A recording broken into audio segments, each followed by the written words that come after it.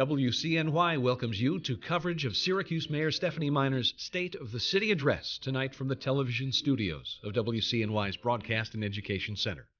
I'm Jim Maroney. The mayor is due to spend close to 40 minutes setting her agenda for 2015. She will speak of progress in neighborhoods and public safety and prepare city taxpayers for the next front to arrive in what she terms the fiscal storm Syracuse has weathered the last several years. An 8 to 10 minute program will precede the mayor's speech. Time permitting, we will rejoin you for post-address analysis here on WCNY.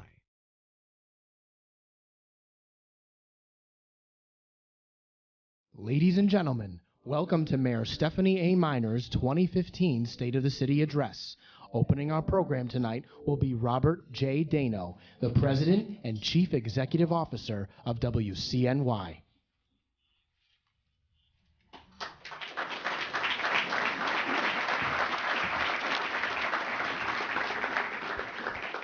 Good evening and welcome to your public media station, WCNY. We're excited to provide the venue for our mayor to share with all of us her vision for our great city of Syracuse. This broadcast and education center links people across our region. It acts as a community connector, a conversation convener. And what is done here is reflective of our innovative spirit of where we live. It is proof that when people come together as partners for a public good, great things can and will be accomplished. So WCNY is very proud to be hosting the State of our City Address tonight, and we look forward to continuing to be part of the economic development engine of our great city and to be part of our development of the great things to come in 2015. So thank you for coming tonight and being part of this address.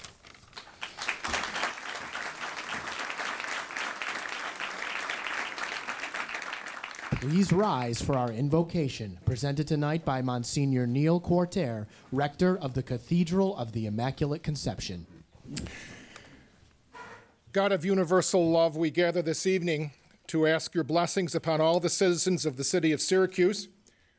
We gather with our mayor to share the challenges, concerns, and needs of our city as we go forward into this new year. We ask your blessings on our mayor and the leaders of our city. Give them the wisdom to make good decisions, the courage to follow through, the patience to listen to all involved, and the fortitude to press on in spite of obstacles. God of inclusive love, your spirit brings us together as a city of neighborhoods, a city where many cultures, races, religions, and lifestyles find a home. Grace us to work together for the common good. God of enduring love, bless those who protect us, our police, fire, and medical personnel. Help us all to work together by our dialogue to make the decisions that will keep our city vibrant and healthy. God of outpouring love, your spirit brings us to this moment. Now is our moment to move forward with wisdom, courage, and hope. Ours is a city full of possibility. Now is the moment to move forward with a vision to make this possibility a reality. May we recognize that our past and our future are integrally woven together. May our time here this evening be blessed with insight and guided by an understanding heart. May our personal faiths give us strength to witness with courage to the challenges before us. May we recognize who and what we can become when we work together for the rights and needs of both individuals and the community. Amen.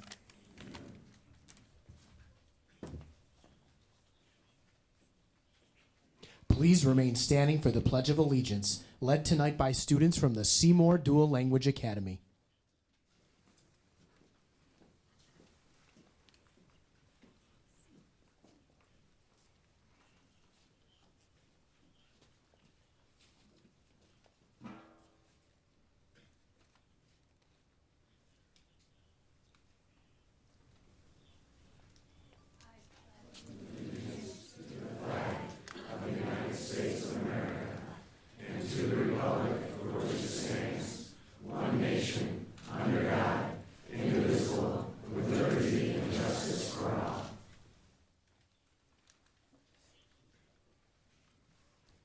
You may take your seats.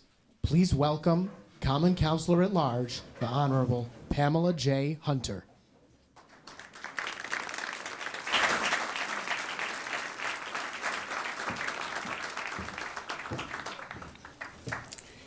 Good evening. In Henry Schramm's historic outline about Syracuse, he writes, "Preservation of our valuable heritage has become a community concern and continues to provide for an exciting blend of old and new." In accordance with the Charter of the City of Syracuse, amended in 1960, the mayor shall present an annual message to the Common Council of the City of Syracuse on the state of the city. This evening, we will learn of where we have been and our path forward, our successes, and our plan for the future. Our city is positioned for greatness. We have stories to tell about best practices, innovation, and collaboration, the exciting blend of old and new. Yes, we also face challenges, a community concerned. That's why a detailed plan for our future is so important, our roadmap for continued success. This evening, we will hear about that plan and its expected outcomes. Prefaced in Mr. Schramm's outline included a quote from David McCullough, American author and historian. It reads, "In the loud, tawdry, throwaway culture of modern television, we need stories of a quieter kind, a longer lasting kind, a kind with character, and communities have stories. Without a story, who are we?" My fellow common councilors, residents of Syracuse, and friends, to tell our story, Mayor Stephanie A. Miner.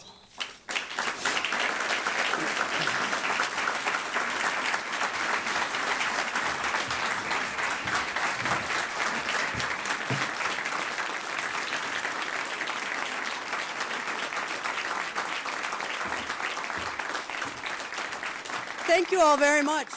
Thank you very much, and welcome to the 2015 State of the City Address. I want to thank Monsignor Neil Cordier for our beautiful prayer, and I want to thank Councilor Pam Hudson for her very thoughtful introduction. And of course, our volunteers from Seymour Dual Language Academy for leading us in the Pledge of Allegiance. They did a fantastic job, and I can tell you that can be a daunting task to stand up in front of all of you, so I want to thank them again for their efforts.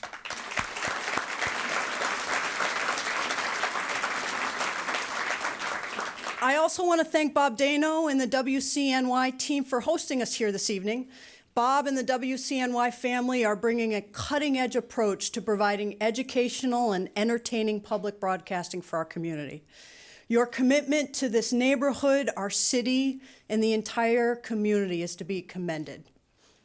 I would also like to acknowledge the Near West Side Initiative. This beautiful facility highlights the progress that has been made in the Near West Side neighborhood over the last several years.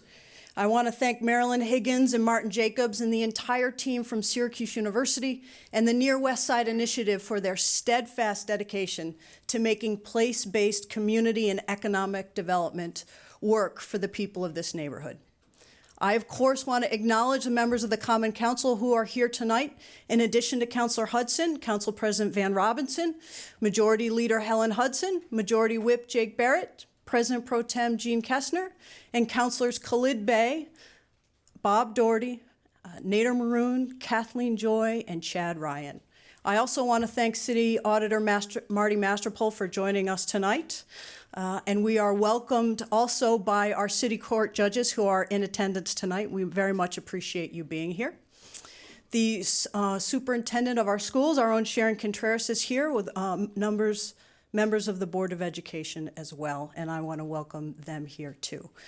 Representatives from our state delegation as well, Senator John DeFrancisco, Senator Dave Valesky, Assemblyman Bill Magnarelli, Sam Roberts, and Assemblyman Al Sturpey are here, as well as the county executive, who made a very late entrance, but is always here. Thank you, Joni. And Bill Fisher and her executive staff. I appreciate you being here as always.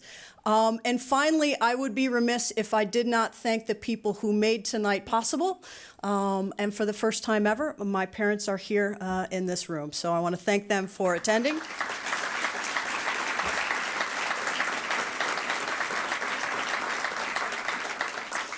You know, being in this building tonight, this century-old warehouse turned state-of-the-art studio, we should be reminded that cities are always changing, always evolving, but they do not change on their own. This evolution, this progress, and transformation is something that people make happen. We are the city makers. Collectively, our actions, our efforts, blend together to make and remake our city. After 5 years as mayor, working each day with so many of you, so many passionate and tireless advocates around this community to make this transformation happen, I can honestly say that this work is incredibly challenging, and perhaps more so now than ever. Extreme financial distress, failing infrastructure, growing cynicism about the government's ability to work for the public good and not for political expediency. We are being put to the test like never before. And certainly many of these challenges are global. These problems and frustrations exist all across our state and our nation. But being mayor and working each day at City Hall, it is evident that the most critical parts of daily life, the things that affect us the most, are the things that are done by those who live and work in our city, in Syracuse, every day. And I'm not the only one who believes that. A very ambitious and successful politician was once asked about his career choices. And he said, "I never had an interest in being a mayor because that's a real job. Mayors have to produce." Don't I know it? Mayors and cities have to produce. By the way, that politician is SU alum and Vice President of the United States, Joe Biden. When I asked him if he really said it, or was he perhaps, as has happened once or twice, quoted out of context, he said to me, "You bet I said it. We do war and peace, and you do everything else." When the vice president said that to me, he was communicating something that we are all reminded of every time we bring out our trash and our recycling to the curb, take a walk in a park, turn on a faucet. Cities have to work. Local government is where the rubber meets the road. The decisions we have make real and lasting impact on our lives because it's a real job. We cannot afford to be timid or to make excuses. No, we must be bold and we must focus on the fundamentals and we must have a vision. Remember, we are the city makers. Tonight, I will talk to you about the progress we are making in our city and the work that must be done for Syracuse to thrive tomorrow. What progress could be more important than that which we are making in our neighborhoods all across our city? In our city neighborhoods, we are seeing new projects, new culture, new success stories. As the Near West Side continues its rise to a new future, we continue to see new leaps just to our east in downtown. Recent successes at the Pike Block, Merchants Commons, Days Centennial Plaza, and many others in the area demonstrate that downtown's energy is spread beyond Armory Square. With a residential occupancy rate of nearly 100%, it's clear people crave the authentic and exciting lifestyle our downtown has to offer. In last year alone, downtown has seen 153 market rate apartments come online. That's a 4% increase, a 9% increase over the last 5 years. We have seen the number of downtown apartments increase by 43%. And currently, there are another 439 additional units planned or under construction. Clearly, the numbers confirm what we already know. Downtown living is in high demand. This astonishing residential growth demonstrates the power that creative, adaptive reuse of our historic buildings can bring. Bringing underutilized historic architecture back to life is critical to the long-term success of our city. And perhaps the most obvious and exciting example of this opportunity is our beloved Hotel Syracuse. Over the last year, Syracuse native Ed Riley and his Syracuse Community Hotel Restoration Company have continued to partner with the city and the county to redevelop the Hotel Syracuse. The Syracuse Industrial Development Agency was successful in acquiring the property through eminent domain and transferring it to the Hotel Restoration Group. That group is already underway with critical weatherization work and will continue this work this year to fully renovate the historic building into a 260-room full-service hotel. I want to thank the county executive and the county legislature for their work in making this possible and their partnership, and of course for designating the Hotel Syracuse as the official convention center for Onondaga County.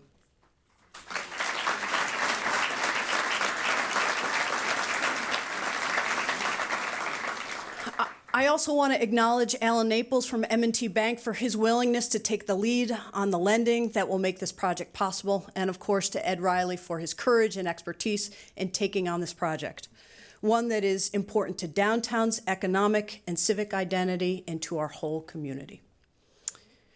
Last year we also saw a major paradigm shift in the way we redevelop our neighborhoods and hold property owners accountable. 2014 was the most successful year yet in our partnership with the Greater Syracuse Land Bank. Created by the city and county in 2012, the Land Bank has been leading the state as the most active and successful land bank in New York. In 2014, the Land Bank acquired 340 properties, bringing their total number of acquisitions to 507. Last year, in partnership with Home Headquarters, the Land Bank completed and sold 10 residential renovations. An additional 30 rehab projects are planned, 13 of which are underway with Home Headquarters and 10 with Onondaga County. Last year, the Land Bank completed 26 property demolitions, helping to remove some of the most blighting influence from our neighborhoods. To date, the Land Bank has sold 94 properties collectively, and the buyers of these properties plan to invest more than $5 million in renovations. These sales have generated nearly $1 million in revenue to fund the Land Bank's continuing operations. In the past, it seemed I couldn't visit a neighborhood. Absolutely.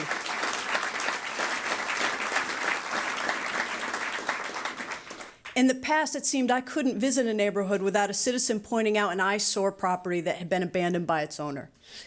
That story is now changing as citizens are increasingly pointing to former eyesores now turned back into productive use thanks to the Land Bank's efforts. Meanwhile, the city's new tax collection policies, in concert with the Land Bank's activities, continue to create value for city taxpayers. As you can see, our most productive strategy has led to significant annual increases in property tax collections in the fiscal year ending June of 2011. The last fiscal year, that was the last fiscal year prior to the Land Bank startup, to the fiscal year that ended in June 2014, our delinquent tax collections have skyrocketed from $3.4 million to $6.2 million, an 82% increase.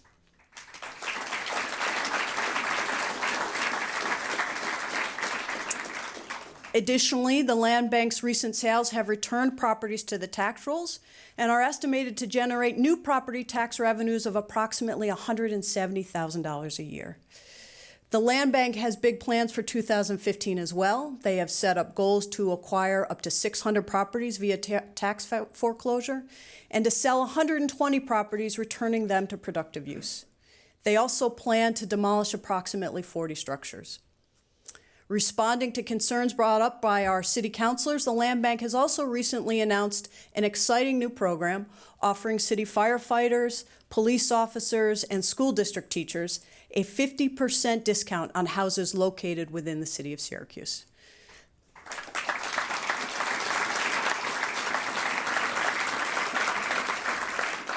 The Land Bank will discount the listing price of any 1 to 4 family home at the time of purchase for those who agree to occupy the home as their primary residence for a period of at least 5 years. I want to acknowledge the Land Bank Executive Director, Caitlin Wright, and board members Dan Barnabera, Julie Serio, Jim Corbett, Dwight Hicks, and Vito Shosholi. Thank you for your creativity and your hard work.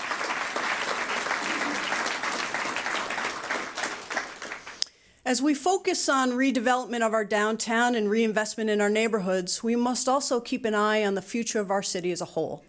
Creating a holistic vision and establishing predictability and high standards for development is vital to our future economic and social vitality. Last year, we adopted a brand new comprehensive plan for the city of Syracuse. The Syracuse Comprehensive Plan 2040 is the most detailed and extensive municipal plan in our city's history. That plan will act as a foundation for an exhaustive process to rewrite the city's zoning ordinance. Our current code is a patchwork of land use policies and regulations dating back decades. The code is difficult to administer, challenging for citizens and business people to understand, and in many ways is a mismatch for the goals for our city. With the help of a $300,000 grant from NYSERDA's Cleaner, Greener Communities program, our planning team will spend the next 2 years crafting a new, simplified code that will promote sustainable development, walkable communities, high-quality design, and predictability for developers and neighborhoods. In the coming weeks, we will convene a steering committee. I appreciate that, developers and architects back there. Thank you. In the coming weeks, we will convene a steering committee comprised of citizens and common councilors, the architects back there who are applauding, and business people to help guide the process. To those of you who have advocated for this project and have already volunteered to participate, I want to thank you for your willingness to work with us on this community-based effort to beautify and strengthen our city.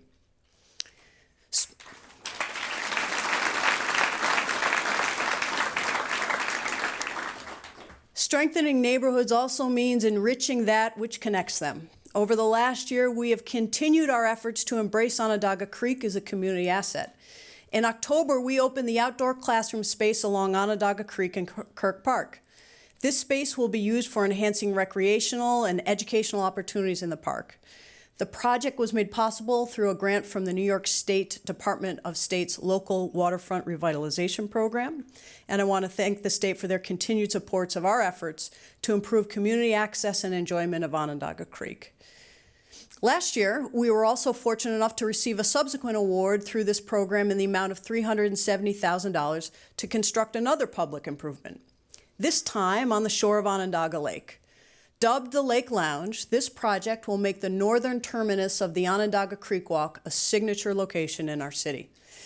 We will also continue our efforts not only to improve the Creek Walk, but to extend it. This year, we will begin the preliminary design process for the Creek Walk Phase 2. The study area extends from the Creek Walk's current southern terminus in Armory Square through the South Side and Kirk Park to the Colvin Street community. Input will be taken from the neighborhoods, and that's crucial to the success of this planning effort. We will be announcing the first round of public meetings for this project next month. We cannot discuss neighborhood dynamics, of course, without discussing public safety. Public safety has been a constant and principal priority of my administration. And as we review some public safety statistics, I'm sure we can all agree that when it comes to the most serious crime, homicide, one is too many.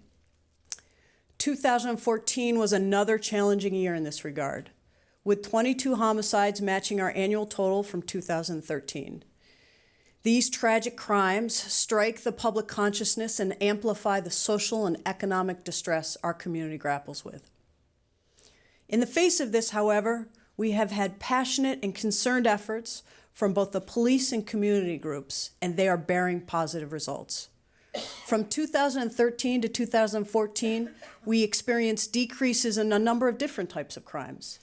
Vehicle thefts and aggravated assaults were both down 6%, larceny was down 8%, shots fired were down 11%, and burglaries were down 21%.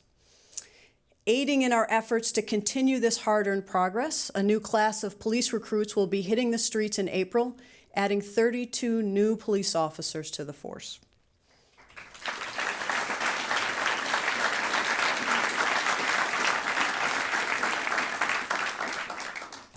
Chief Frank Fowler and his administration have continually explored new programs and approaches that keep Syracuse on the innovative edge of public safety problem solving.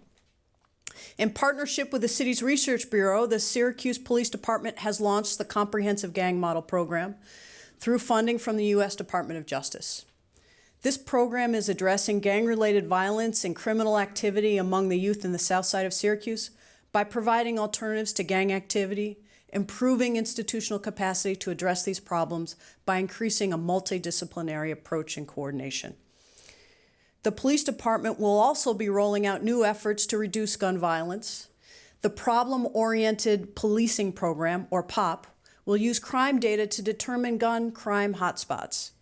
Once the hotspots are identified, the dedicated POP team will develop and deploy various strategies in those areas and use ongoing data analysis to measure the results of their interventions.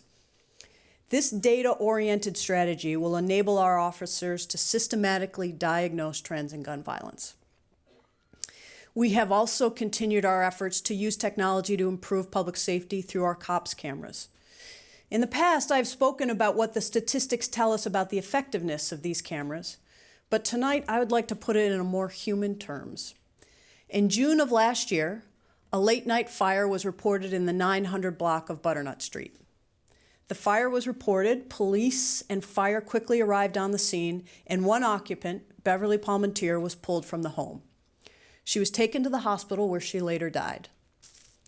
2 COPS cameras are located in this area of Butternut Street, and the evidence produced by the footage led to the arrest and conviction of the perpetrator of this arson and homicide.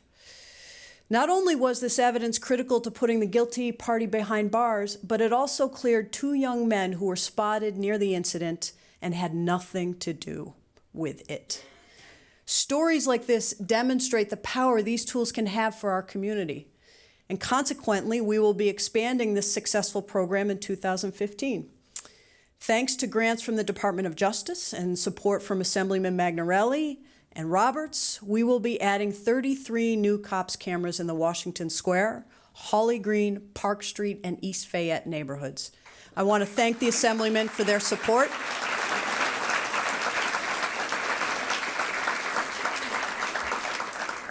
Thank them for making this possible.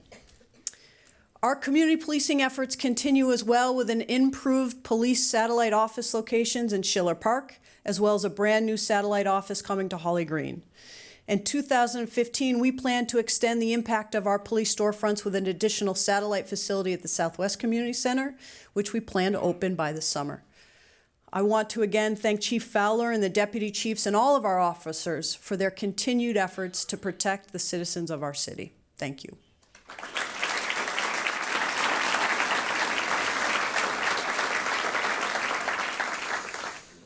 And of course, just as fundamental to the quality of life in our city neighborhoods as public safety is public education. There is no question that this is an extremely tumultuous time in urban public education, not only in our district, but across the state and nation.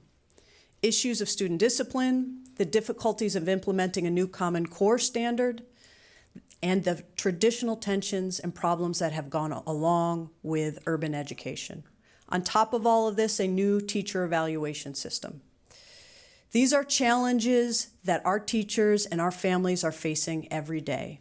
These issues are complex and controversial, and they are, of course, wrapped in the passion that comes with anything that involves protecting the future of our children. We should be open and honest about that, and we should also be honest about the fact that we will not conquer these challenges by placing blame. Scapegoating teachers will not solve these problems. Pointing fingers at administrators or parents or students or anyone else. Drawing battle lines only guarantees failure. Our moments of great adversity must inspire a higher sense of unity. We must use this time of challenge as a force to bring us together, not to tear us apart.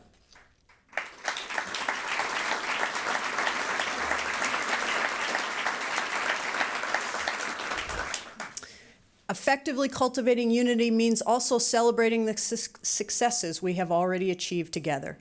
The first phase of the Joint School Construction Program delivered successful projects at the Institute of Technology at Syracuse Central, Fowler High School, Dr. Weeks, and H.W. Smith.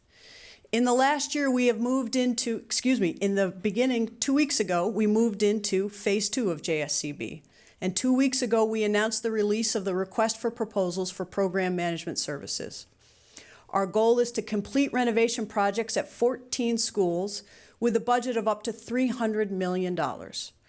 Renovations at the schools you see here will continue the progress we have made in providing our children with the 21st century facilities they deserve.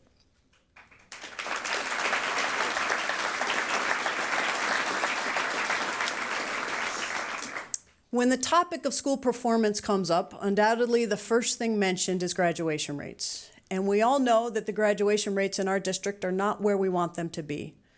But as these numbers increase, however incremental the progress may seem, it is important that we mark the positive direction.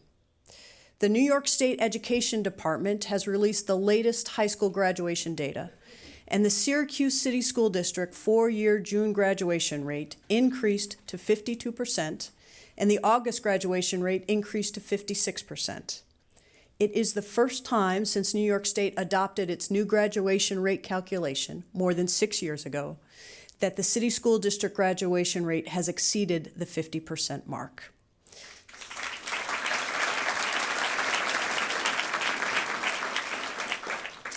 The graduation rate increased at 4 of our high schools, and with the Fowler community committed to turning around its graduation rate with the many challenges it has, the Institute of Technology at Syracuse Central saw its August graduation rate climb to 82%, while the Corcoran rate reached 67%.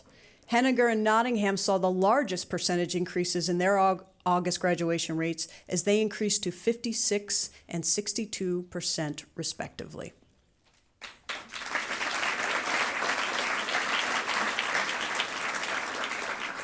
As we draw some optimism from these numbers, we should remember that these numbers represent people.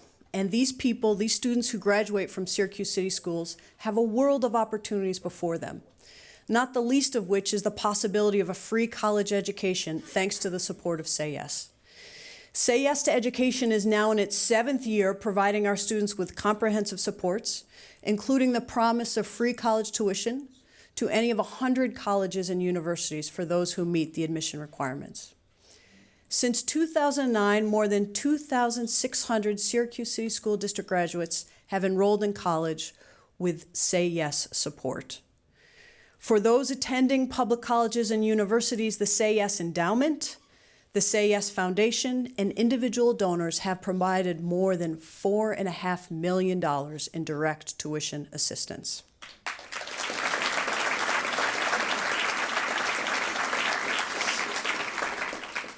And more than 250 Say Yes scholars have graduated from four-year colleges and universities. 2 of those students are here this evening. Shaquilla Johnson and Tess O'Leary, both Fowler graduates, have also recently graduated from college with the support of the Say Yes to Education Scholarship Program. Shaquilla recently graduated from Buffalo State University, and Tess recently graduated from William Smith College.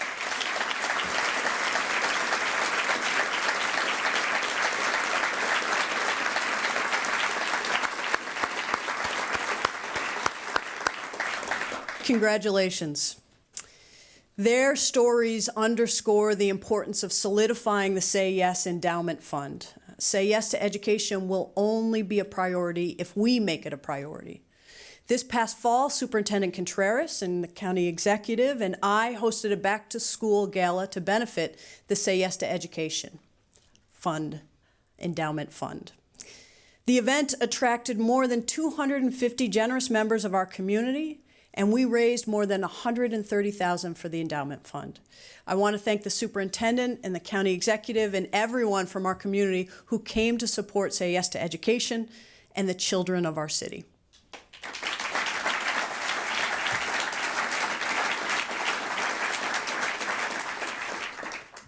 Whether we are talking about strengthening our neighborhoods, improving public safety, or investing in our schools, undoubtedly the dollars and cents matter.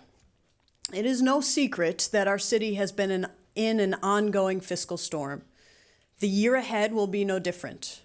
Over the last decade, the city's healthcare costs have increased 86%, while our pension costs have jumped a staggering 355%. I want to repeat that, 355%. Exploding personnel costs, combined with flat state aid and negligible increases in assessable tax base and tax levy, means the slow decline in our fund balance continues. These financial difficulties make it harder for us to invest in infrastructure we know is so critical to making our city work. With the city's debt limit, tax cap, and shrinking fund balance, we are significantly constrained in our ability to keep up with the demands of a century-old infrastructure systems. Now, investing in infrastructure isn't a project or a temporary initiative.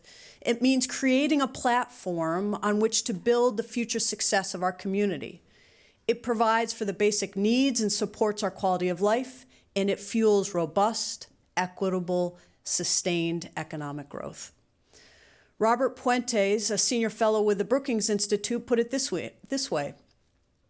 Concrete, steel, and fiber optic cable are the essential building blocks of the economy. Infrastructure enables trade, powers businesses, connects workers to their jobs, creates opportunities for struggling communities, and protects the nation from an increasingly unpredictable natural environment. Infrastructure is the backbone of a healthy economy. These precepts have always been true of cities.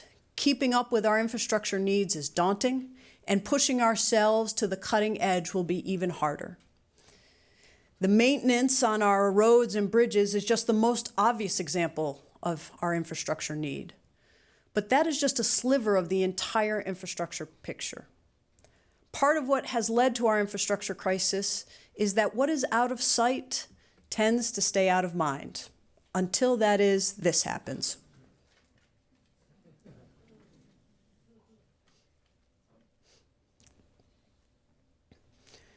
For those of you who don't recognize it, that is the now Bank Alley. 2014 was a milestone year in this regard. Last year, we experienced 391 separate water main breaks, an all-time record. This number was a 10% increase over the previous year, a 41% increase over 2011, and a 46% increase over the average from 2006 through 2013. During a 5-day period from January 29th to February 2nd of last year, we had 22 different breaks, the repair of which cost the city more than $205,000. Both the numbers and the images are astounding. A recent service call in the Inner Harbor caused our water department crews to discover an active pipe that dated back to 1893. Now I ask you to think about this. The presence of water pipes from 1893 in a part of our city that is experiencing the birth of a brand new mixed-use neighborhood. This exhibits how aging infrastructure is a mismatch for the 21st century needs. The frequency of breaks and the limited nature of resources have dictated a pay-as-it-breaks approach to water service, but we are determined to do better. Our water department has just recently kicked off an effort to develop an asset management plan for the city's water system. And this plan will detail system needs, prioritize critical investments, and enable us to begin shifting from reactive emergency repairs to proactive system improvements. I want to thank Commissioner Debbie Summers and our entire water department for their persistence and their tenacity in the face of such extraordinary challenges.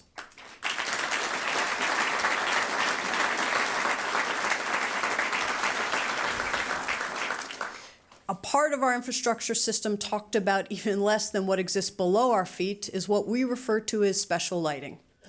Special lighting districts are those in areas in the city that have petitioned the Common Council to allow for street lighting different than standard lighting, and may typically be identified by decorative features or underground wiring. With the benefits of this special lighting come additional costs, which are placed on the tax bills of the property owners within these districts. The Common Council has asked my administration to evaluate the state of these districts and their financial impacts. As a result, we have undertaken an extensive research project to accurately inventory all special street lighting in the city and to calculate the true costs of 134 special lighting districts, many of whom were created over 100 years ago. And for the most part, these charges have not been put on their tax bills. These special street lights have never been adjusted to their actual costs, and the city's bill from National Grid for this lighting is more than $1.9 million annually. But the property owners in these districts are charged only about $223,000. That $1.7 million gap is made up by all other taxpayers who do not enjoy the benefit of special lighting. We plan to consolidate the total number of districts throughout the city, and we'll be working with the council to phase in increases in special lighting charges required to cover the district's costs. I want to acknowledge the city staff members who have put in countless hours to getting the information for this project and making it work, and thank the Common Council for their willingness to take on this issue head on. Thank you.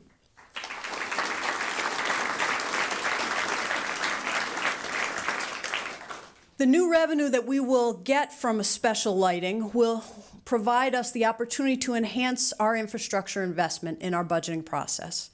I plan to create a dedicated infrastructure fund as part of the City Capital Improvement Program, which will be supported by these new revenues. This fund will enable us to complete more proactive infrastructure improvement projects and will demonstrate our local commitment to building our city for the future. Modern infrastructure is more than roads and bridges and pipes. It also includes information technology as well. This is an area in which we have made significant and continuous progress over the last several years. Last year, I announced the deployment of a new smartphone app called Whoosh. Whoosh allows users to pay for parking spaces remotely using their phones without having to go back to your car or handle cash or walk through snowbanks. The app was rolled out in downtown area in August and citywide in November. And since the app was first made available in August, there have been nearly 10,000 transactions through Whoosh, with each month seeing a sharp increase in usage. We also continue to use technology to make the city's internal operations more efficient. PeopleSoft is a new software system that replaces the city's legacy financial and budgeting systems, including general ledger, accounts receivable, and billing. The city is partnered with Onondaga County for PeopleSoft services, which provides the benefit of the county's experience and knowledge while achieving cost savings to the city. PeopleSoft is used extensively in the public sector across New York State and beyond, and is designed to reduce paper-based transactions, increase productivity, and improve financial management. We have already progressed into phase 2 of the PeopleSoft implementation, and the system is scheduled to go live in July of this year.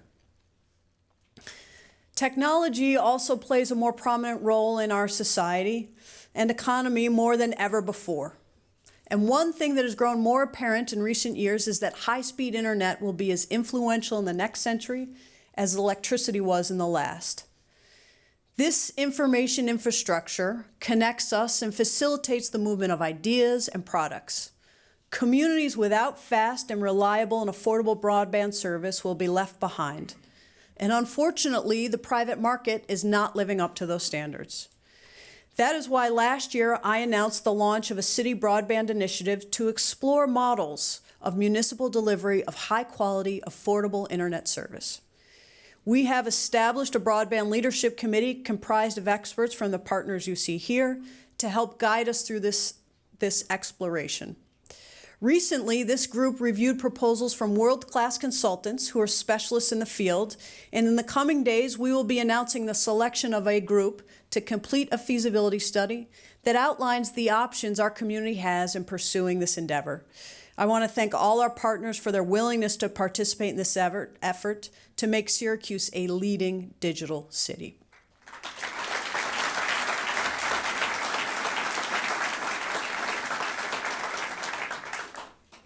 Our search for additional outside resources has brought us a new exciting opportunity to generate creative approaches to solving our most intractable problems.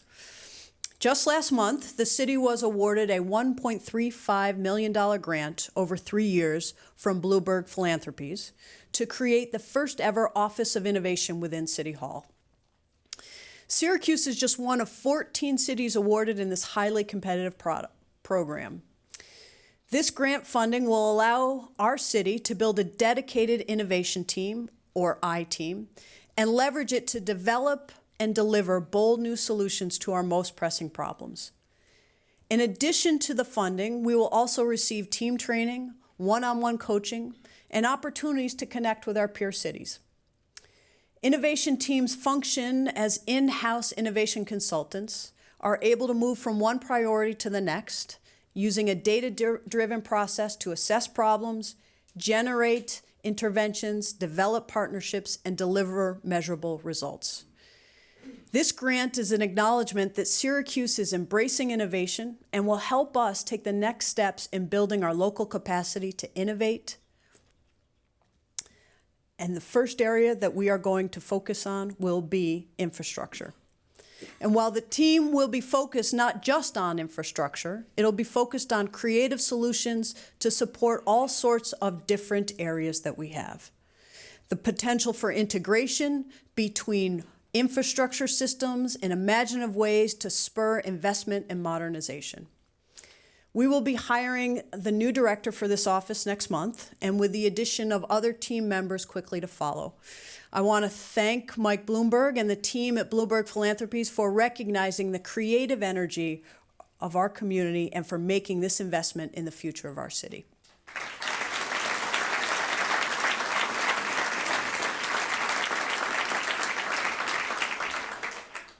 Now, when this building was first built, I'm sure no one conceived of what would be happening here tonight. Time passed and the world changed and this building grew tired. But people decided that in order for this building to keep working, in order for this place to thrive and succeed in the future, creative thinking and investment was required.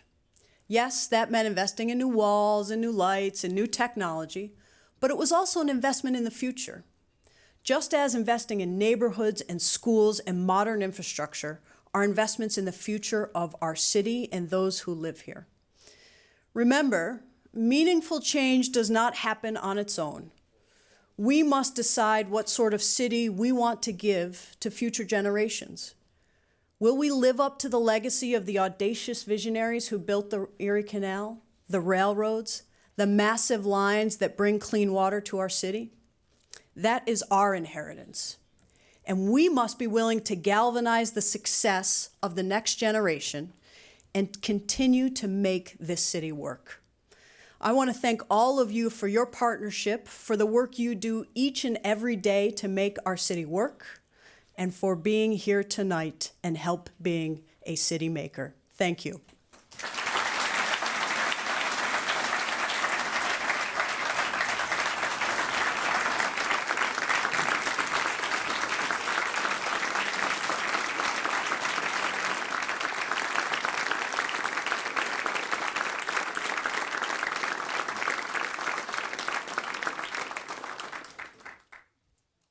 Thank you all very much. Have a good night.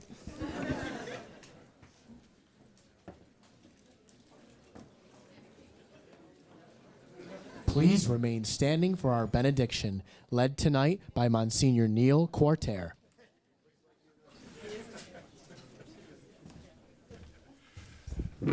This will be brief. Loving God, thank you for the great city of Syracuse. Thank you for the dedication of our mayor and our leaders. We ask you to bless them, give them strength and courage. Thank you for our police, our fire, and our teachers. Give them all the grace and strength and courage that they need to do the jobs that they're called to do. We have been blessed. We are grateful. Help us to all work together for the common good.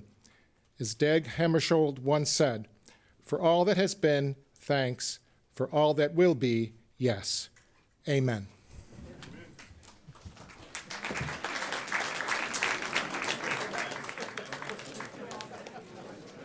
Syracuse Mayor Stephanie Miner's 2015 State of the City address, a roughly 40-minute conversation that she had with leaders of Central New York,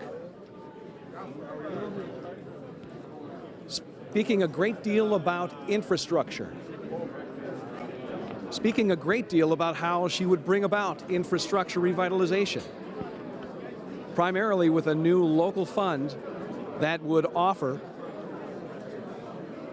taxpayers, businesses, and those who are leaders of this community the ability to support the rebuilding of Syracuse and its nearly 100-year-old infrastructure network.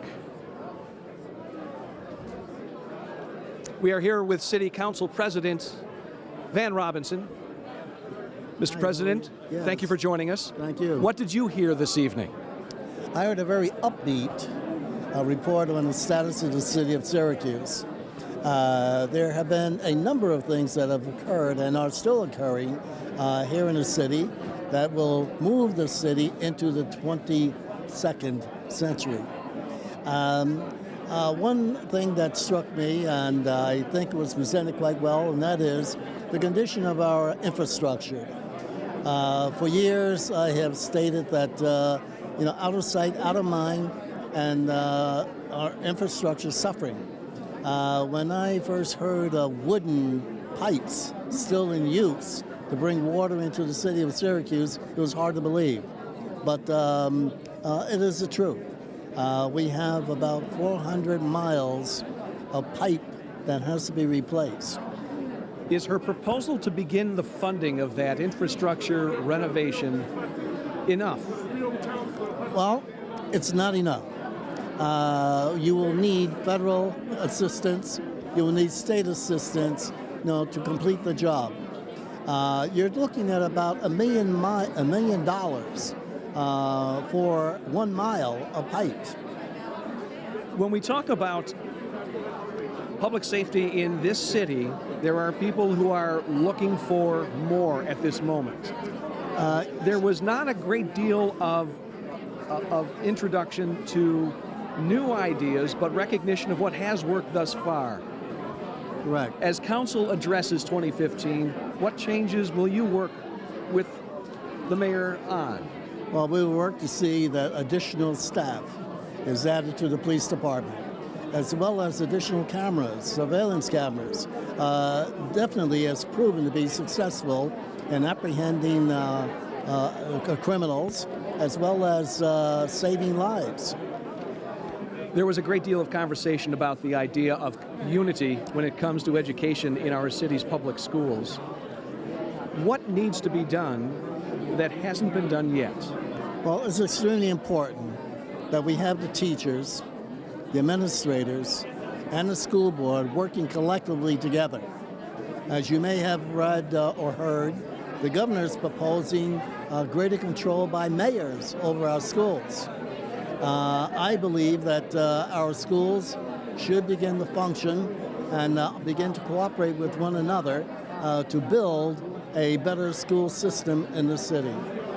As council begins this new year, working with a mayor very well entrenched, is there the teamwork that you would hope would exist at this point? Yes, there is cooperation, there is some teamwork building, and there are of course differences on specific issues, but the administration has begun to work with the council and some of our recommendations, as is proven tonight in the mayor's speech. And for those who would challenge the new fee that the mayor has proposed in regards to building infrastructure, you would answer as the president of the council in what way? Well, I would simply say that where's the money coming from? We only 44% of the taxpayers in the city, they support 100% all others.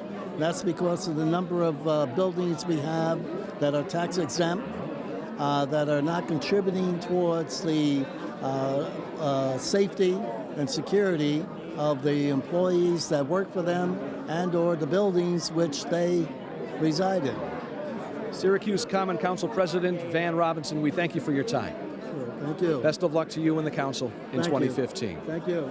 So to review again, Syracuse Mayor Stephanie Miner delivering her 2015 State of the City address, doing so with an emphasis on the infrastructure. She's already on record with the intention of planning to propose to Governor Cuomo and his administration a $500 million renovation program that would rebuild Syracuse from the inside out. She has proposed a local fund, but she has also recognized that there is a need for greater things. She spoke about the progress that her administration has made in the last year and believes that there is great cooperation to make more progress in the coming year. WCNY will review the state of the city tomorrow night on Insights. You can learn more about this address coming up on Friday night at 9 p.m. For all of us here at WCNY, I'm Jim Maroney. Thank you for joining us for the 2015 State of the City Address.